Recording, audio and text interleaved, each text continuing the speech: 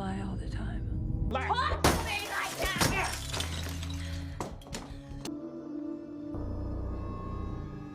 What are you doing? What are you doing?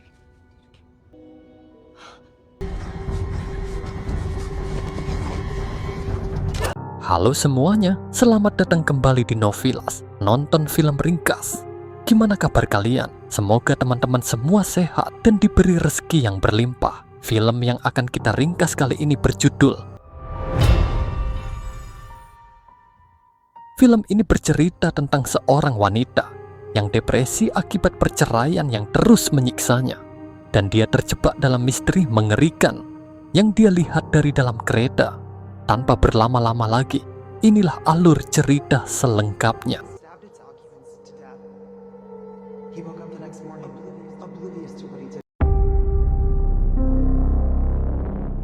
Film ini diawali dengan memperlihatkan seorang wanita bernama Rachel yang setiap hari naik kereta dan menatap keluar jendela. Perhatiannya selalu tertuju pada sebuah rumah, tempat sepasang suami istri yang tampak bahagia. Menurutnya, mereka adalah pasangan sempurna. Rachel bahkan sering melukis gambar mereka dan membayangkan kehidupan indah yang mereka jalani. Meskipun dia tak mengenalnya, pandangan Rachel juga sering tertuju ke rumah di sebelahnya. Rumah yang dulu ia tinggali bersama mantan suaminya bernama Tom. Dan kini, Tom telah menikah lagi dengan seorang wanita lain dan telah memiliki seorang anak.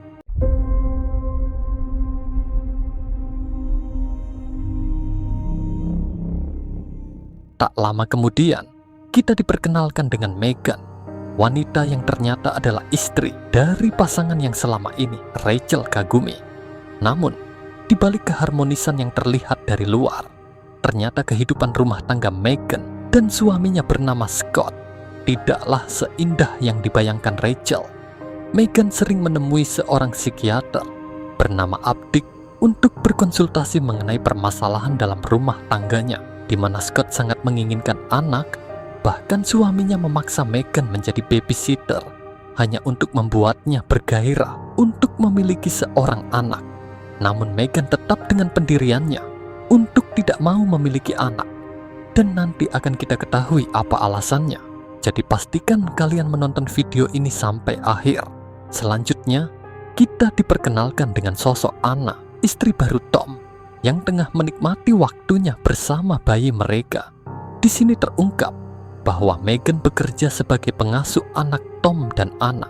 Namun, menjadi babysitter bukanlah sesuatu yang benar-benar diinginkan Megan. Ia merasa pekerjaan itu tidak cocok untuknya dan akhirnya memutuskan untuk berhenti. Meskipun Anna berusaha membujuknya agar tetap bertahan, tapi Megan tetap dengan keputusannya. There's no job more important than raising a child. Megan, please. Namun, yang lebih mengkhawatirkan bagi Anna bukanlah kepergian Megan, melainkan Rachel. Mantan istri Tom itu masih sering menghubungi suaminya, seolah Rachel belum bisa menerima kenyataan bahwa pernikahannya telah berakhir. Kekhawatiran Anna semakin menjadi ketika suatu hari ia mendapati Rachel membawa bayinya keluar rumah saat ia tertidur. Untung saja Anna segera mengetahuinya sebelum terjadi hal yang tidak diinginkan. Rachel, what are you doing? Give me my baby. Rachel, what are you doing? Melihat istrinya ketakutan, Tom berusaha menenangkannya. Dia meyakinkan Anna bahwa semua akan baik-baik saja. Sebagai bentuk perhatian, Tom mengajaknya merayakan ulang tahun bersama sang anak. Sementara itu, Rachel yang masih belum bisa move on dari perceraiannya, secara tidak sengaja dia melihat kebersamaan keluarga mantan suaminya saat merayakan ulang tahun bersama. Perasaan sakit hati dan kehilangan kembali menghantuinya. Karena merasa tak tahan, Rachel mencoba menghubungi Tom. Namun sahabatnya Katie berusaha menghentikannya. Katie bahkan membuang semua minuman keras yang selalu dikonsumsi Rachel. Katie ingin sahabatnya itu bisa lepas dari keterpurukan dan melanjutkan hidupnya. Rachel, you have to stop calling them, okay? Di sini diketahui, Rachel kecanduan minum alkohol semenjak Rachel dipastikan tidak bisa memiliki keturunan saat masih bersama Tom. Pagi itu di dalam kereta, Rachel tanpa sengaja melihat Megan bersama seorang pria. Mereka terlihat begitu mesra. Namun betapa terkejutnya dia setelah mengetahui kalau pria itu bukanlah suami Megan, melainkan abdik psikiaternya. Perasaannya seketika marah dan kecewa, karena selama ini ia selalu iri akan keharmonisan keluarga Megan. Namun, pemandangan ini langsung mengubah penilaiannya. Dalam kondisi mabuk dan dikuasai emosi, ia pun teringat masa lalu saat mengetahui mantan suaminya Tom berselingkuh dengan Anna. Dan ternyata anak istri Tom yang sekarang adalah seorang pelakor. Dan besar kemungkinan perselingkuhan itulah yang membuat pernikahannya berakhir. That they were kissers, not exes. It does. Her name was Anna Boyd and he was in love with her. Saat di toilet kereta, Rachel menatap bayangannya di cermin. Pikirannya dipenuhi kemarahan dan rasa kecewa. Dalam benaknya, ia membayangkan menarik rambut Megan dan membantingnya, karena Rachel begitu marah mengetahui kalau Megan ternyata juga wanita tukang selingkuh. Entah mengapa, Rachel pun berniat melakukan seperti yang dia bayangkan tadi. Ia turun di stasiun dekat rumah Megan. Lalu tak berapa lama, dia melihat Megan berlari di terowongan lalu meneriakinya. Namun setelah itu, Rachel terbangun dan saat ini dia ada di rumah dengan beberapa luka lebam di tubuhnya. Ia berusaha mengingat apa yang terjadi saat mengikuti Megan malam itu. Namun dia tak mampu mengingat apapun. Suatu hari dalam perjalanan pulang, tiba-tiba dia mengingat sebuah peristiwa di mana Rachel dalam keadaan mabuk membuat keributan di sebuah acara yang diadakan oleh Martha, istri dari mantan bos kerja Tom. Karena tindakan brutalnya itu, Tom akhirnya dipecat dari pekerjaannya.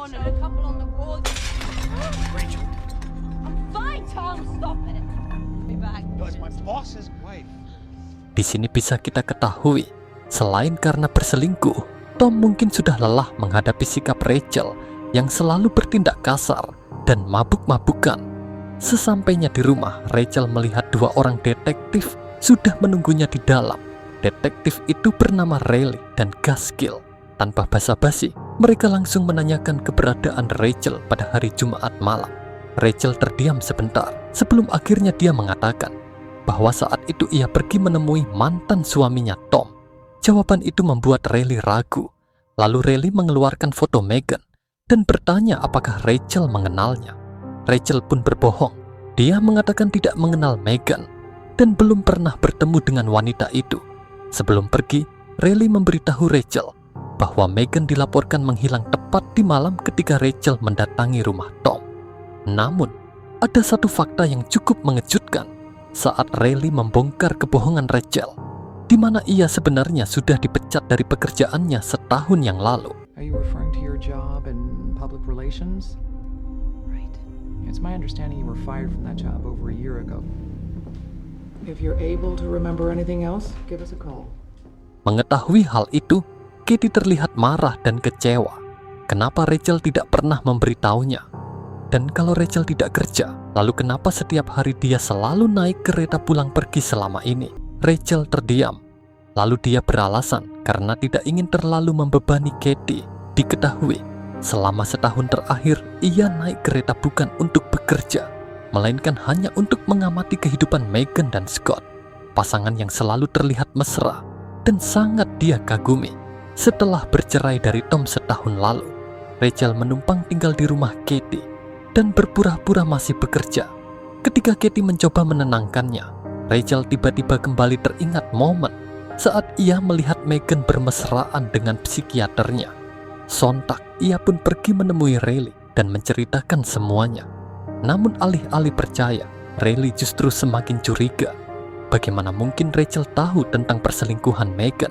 Padahal sebelumnya, ia mengaku tidak mengenalnya dan belum pernah bertemu dengan Megan. Lalu Riley mengatakan agar Rachel berhenti mengganggu kehidupan Tom dan segera move on. Road. Don't contact your ex-husband. Don't go anywhere near Anna Watson or her baby. Are you listening to me? Hubungan intim Megan dan Abdik diketahui bermula saat Megan sering berkonsultasi seputar rumah tangganya.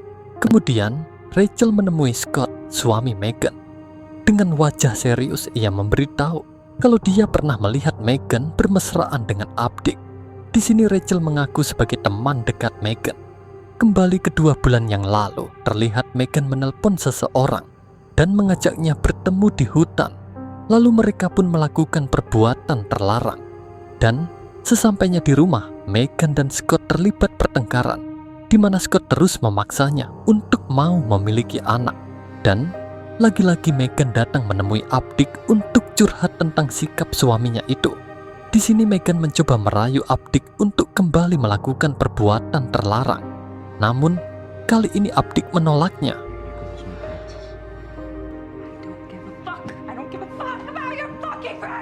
Kembali ke masa sekarang, di mana Abdik dipanggil polisi karena telah dilaporkan oleh Scott terkait hilangnya Megan.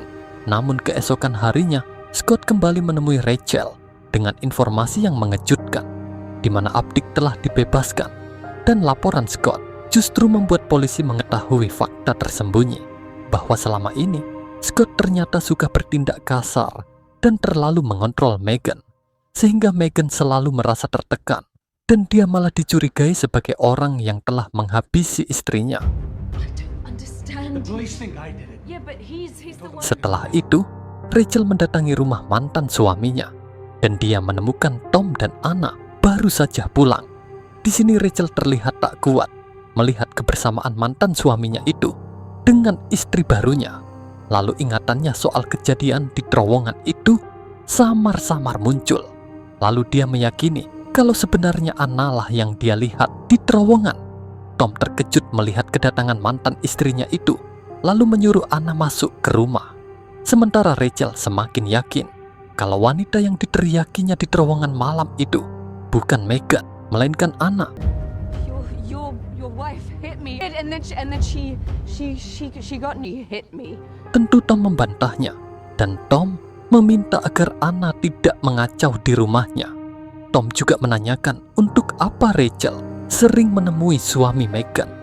Rachel mengatakan ingin membantu mengungkap misteri hilangnya Megan. Lalu Tom memperingatkan Rachel agar tidak perlu melakukannya, karena Rachel sama sekali tidak mengenal Megan. Try and find Megan. You don't even know Megan. Sementara itu, Anna semakin kesal dengan Rachel yang terus mengganggu rumah tangganya. Ia pun melapor ke detektif Riley dan menunjukkan beberapa panggilan telepon yang dicurigai berasal dari Rachel. Namun, Riley menilai bukti itu masih lemah. Nomor tersebut belum tentu milik Rachel, dan Tom sendiri tidak pernah merasa terganggu atau mengajukan keluhan. Riley menyarankan Anna mencari bukti lain yang lebih kuat jika ingin Rachel diproses secara hukum. Anna pun mencoba mencari bukti tambahan dengan membuka komputer milik Tom. Dia berharap menemukan petunjuk yang bisa memperkuat laporannya. Namun tak berapa lama Tom pulang. Anna pun buru-buru bersikap biasa, seperti tidak terjadi apa-apa. Sementara Rachel terus berusaha mengingat kejadian di terowongan dengan menggali ingatan yang masih samar-samar di kepalanya. Dan tak berapa lama, tiba-tiba Scott kembali datang menemuinya. Dengan wajah penuh kekecewaan, Scott memberitahu Rachel bahwa ia baru saja mendapat informasi ternyata Megan sedang mengandung. Dan yang membuat Scott tambah kecewa adalah Megan memilih untuk memberitahu Abdik lebih dulu dibanding dirinya sebagai suami. Cerita kemudian beralih ke 1 bulan yang lalu saat Megan menemui Abdik untuk memberitahu bahwa ia sedang mengandung. Shouldn't be here. I got pregnant. Malam itu, Megan tidak hanya mengungkapkan bumilnya, tetapi juga berbagi kisah masa lalunya yang kelam. Saat berusia 17 tahun, Megan pernah tinggal di sebuah kabin bersama pacarnya. Mereka memiliki seorang bayi, tetapi kebahagiaan itu tidak bertahan lama. Suatu malam saat hujan deras turun, atap kabin mulai bocor. Megan yang kedinginan memutuskan berendam di bak mandi bersama bayinya. Namun ia ketiduran, dan ketika terbangun, anaknya sudah tewas. Sejak kejadian itu, Megan mengalami trauma dan selalu takut untuk memiliki anak lagi. Di sisi lain, kita juga diperlihatkan kejadian sebenarnya saat Rachel membawa bayi anak keluar rumah. ternyata Rachel sama sekali tidak berniat jahat pada bayi itu. Kembali ke masa sekarang, kasus hilangnya Megan berubah menjadi kasus pembunuhan. Polisi menemukan tubuhnya dalam keadaan tak bernyawa, dengan luka akibat hantaman benda tumpul sebagai dugaan penyebab kematiannya. Keesokan harinya, Scott kembali menemui Rachel. Kali ini Scott akhirnya tahu bahwa Rachel berbohong soal pertemanannya dengan Megan, di mana Rachel sebenarnya bukan teman dekat Megan seperti pengakuannya. Rasa marah dan kecewa membuat Scott kehilangan kendali, meskipun ia tak sampai menyakiti Rachel. Setelah kejadian itu, Rachel melaporkan Scott yang mencoba menyerangnya. Ia bahkan menuduh Scott sebagai pembunuh Megan. Namun, Detektif Riley tidak percaya, karena saat kejadian, Scott berada di sebuah bar saat Rachel berada di kereta. Secara tak sengaja Rachel bertemu dengan Martha, istri mantan bos kerja Tom dahulu. Merasa bersalah, Rachel meminta maaf karena pernah mengacau di acara barbecue yang sudah kita bahas di awal cerita. Namun jawaban Martha justru mengejutkan, karena Rachel sama sekali tidak pernah membuat keributan di acara itu. Di sini kita mengetahui jika ingatan Rachel tentang kekacauan itu ternyata hanyalah karangan dari Tom. Selama ini, Rachel merasa kalau dialah yang berbuat onar, padahal sebenarnya Tomlah yang mengacau di acara itu. Dan sepertinya teka-teki cerita rumit ini akan segera terjawab. Martha juga mengungkapkan bahwa alasan Tom dipecat bukan karena ulah Rachel, melainkan karena dia selalu melakukan tindakan asusila terhadap karyawan wanita. Dan itulah yang membuatnya kehilangan pekerjaannya. Di tempat lain, Anna akhirnya tidak menemukan bukti apapun di dalam laptop milik Tom. Saat akan menutupnya, tanpa sengaja ia melihat sebuah ponsel asing di dalam tas Tom. Karena penasaran, Anna menyalakan ponsel itu. Setelah diperiksa, ia menemukan pesan-pesan dari Tom yang ternyata dikirim ke ponsel tersebut. Dan rupanya ponsel itu adalah milik Megan. Sementara itu, Rachel akhirnya berhasil mengingat kejadian di terowongan saat akan melabrak Megan. Di sana dia memergoki saat Tom bertemu dengan Megan. Tom yang marah akhirnya menghajar Rachel hingga pingsan.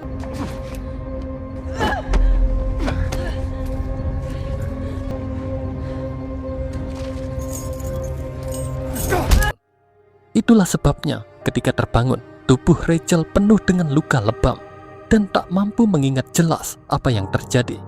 Keesokan harinya, Rachel mendatangi rumah Tom dan Anna. Dia berniat memperingatkan Anna tentang siapa sebenarnya Tom dan menceritakan perselingkuhannya dengan Megan. Namun awalnya, Anna tidak percaya dan mengabaikan perkataan Rachel. You, Tom. You motherfucker! I saw you! You killed her! You fucking killed her! I know it! Hingga akhirnya, Tom sendiri mengakui semuanya, bahwa dia telah berselingkuh dengan Megan sejak Megan bekerja sebagai pengasuh anak mereka. Lalu diam-diam, Rachel mencoba menghubungi polisi, tapi Tom tahu gerak-geriknya sebelum panggilan itu tersambung. You made me think that everything was my fault. You told me I got you fired. You know, I saw Martha on the train. Told me that you were fired because you were everyone in the office. Dan kita kembali lagi ke beberapa waktu sebelumnya, saat Rachel dihajar di terowongan oleh Tom. Setelah itu, ternyata mereka berdua pergi ke hutan. Dan pria yang melakukan esek-esek dengan Megan bukanlah Abdi, tetapi itu adalah Tom. Tujuan awal Megan datang menemui Tom adalah untuk memberitahu bahwa ia mengandung anaknya. Namun, alih-alih menunjukkan tanggung jawab, Tom dengan enteng menyuruh Megan menyingkirkan kandungannya. Tentu Megan menolak dengan perasaan kecewa. Megan nekat mendorong Tom. Rachel anymore. Me because you couldn't take us all away. Tom yang emosi membalas dengan brutal hingga membuat Megan terjatuh. Tanpa belas kasihan, Tom menunjukkan watak biadabnya. Dengan kejam, ia menghabisi Megan dan seketika tewas. Kembali ke masa sekarang, Rachel bangun dari pingsannya. You killed her. But I didn't. You did. Ia pun segera berusaha melarikan diri dan sempat mengambil pembuka botol yang menempel di kulkas.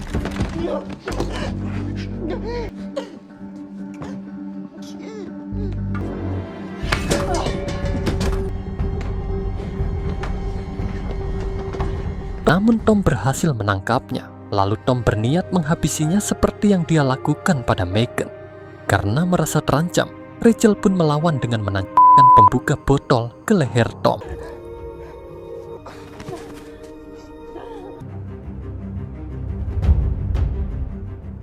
Melihat Tom tersungkur, Anna bukannya menolong suaminya, ia justru menambah siksaan yang membuat Tom semakin mengenaskan dan tewas seketika.